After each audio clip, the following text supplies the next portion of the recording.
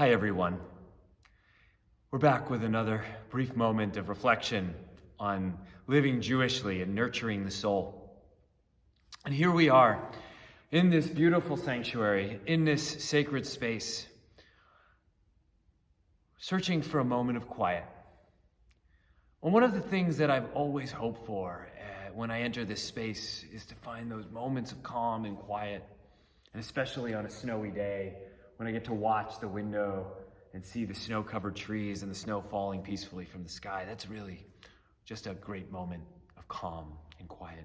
Our world is filled with so much chaos right now, from emails to meetings to going from Zoom session to Zoom session. There's so much out there right now that we just need to find quiet, to create space for us to be able to hear what's inside of our hearts and our souls. It reminds me of a story of a great king who wanted to find the greatest melody. And the king called upon all of the musicians of the kingdom and said, I want to know the sweetest melody. What is it? And so the king had all of the musicians play, and they played by themselves, each one by one. But the king couldn't hear the beauty and the majesty of the sweetest melody he was searching for. So he said, let them play all together. They played all together, but it still just wasn't quite right. And finally, an older woman came. And she came with 2 candles. The king asked everybody for silence.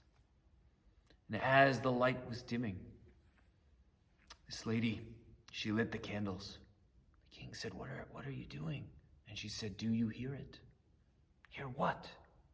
The sweetest melody. He said, I don't hear anything. And she said, silence. It is the sweetest melody. The sound of Shabbat is silence. It's a time when we reflect, when we can hear that inner peacefulness come to life within our souls. There is a great teaching from Rabbi Abraham Isaac Kook, who was the first chief rabbi of Israel. And Rabbi Kook taught that some people believe that silence is a cessation of speech, and others believe that silence is a cessation of thought.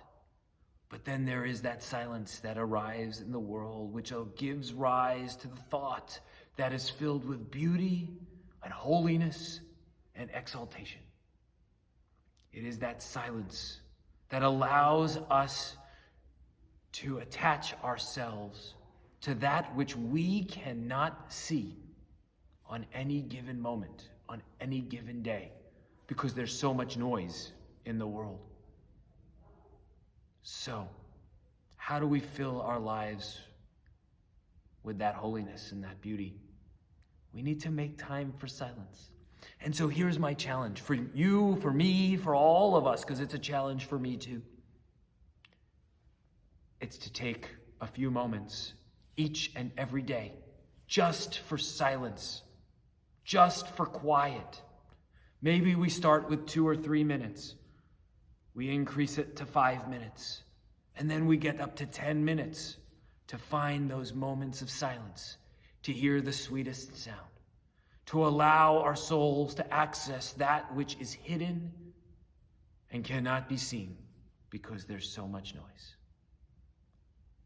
We call this virtue shtika, a moment of silence to allow that which is hidden, that which is holy, that which is exalted to enter into our souls and our lives. May these moments of silence enable us to see that which we cannot see in a world filled with so much noise.